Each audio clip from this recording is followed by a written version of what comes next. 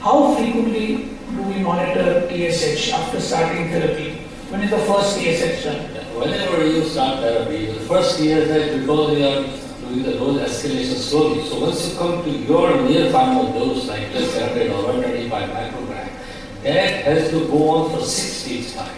Remember that any dose alteration in thyroid hormone replacement therapy has full effect and equilibration only after 6 weeks.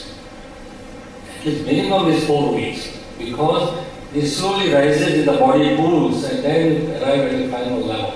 So therefore, you should always wait for about 6 weeks before you order a test. Before that, if you keep doing the test, you're just wasting time and money. A word about managing hypothyroidism in a pregnant female. Yeah. I think this is a very important situation. First of all, of course, you know that thyroxine dose has to continue, because I extremely rarely, though fortunately, I have found some obstetrician thinking that everything has to be stopped, so stop thyroid treatment, which is, I think, disastrous in a pregnant woman.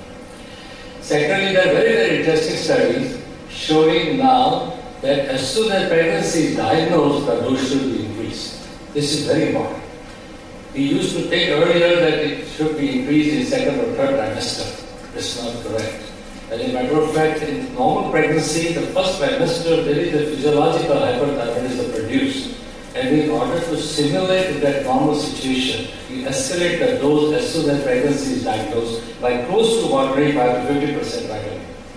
And then subsequently go by the free T3, T4, TSH levels, and every 6 weeks or every 2 months you titrate during the pregnancy. Every 6 weeks maybe you should titrate. Roughly about every 2 months you can do that exercise, so that the whole pregnancy, probably 3 or 4 revisions are enough, so that the visits are minimized.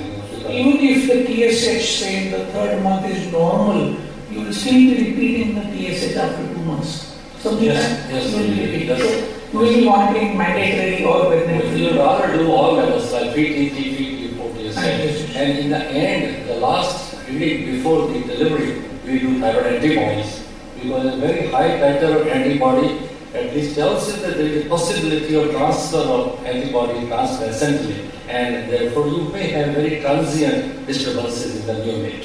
So I think it's an excellent strategy to do that in the end. Here, a word about free T3, T4. When should we order that instead of only T3, T4? Yeah, I think whenever you have a situation when there are changes in the body proteins, like liver disease, kidney disease, primary protein disorders, malnutrition. There are 3 or 4 situations where your albumin, globulin, the proteins change. And you know that the protein T3, T4 is protein bound, mainly T4 is very heavily bound to protein. So the level will change depending upon how the proteins change.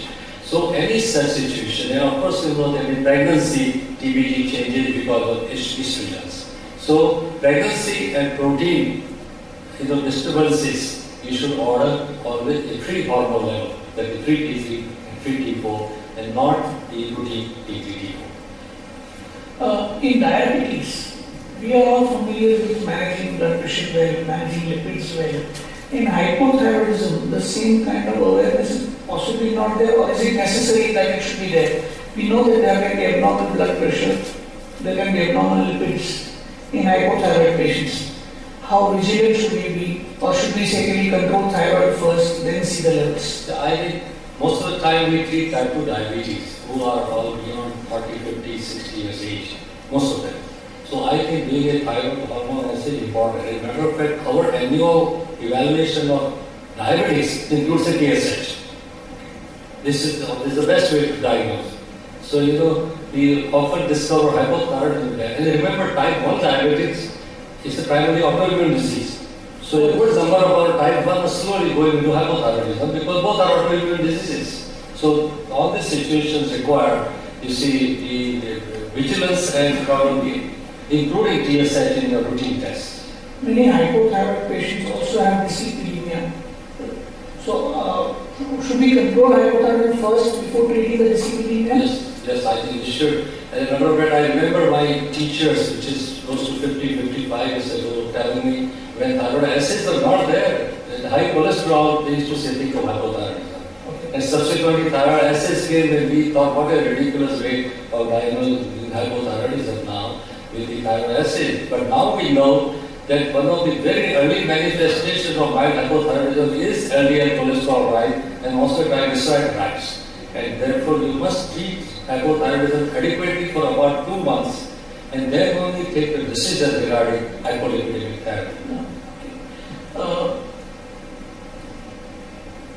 What about managing hypertension in thyroid? Any specific drug used for hypertension in hypothyroid? Yeah, first of all, remember that one of the treatable or curable form of hypertension is hypertension associated with hypothyroidism.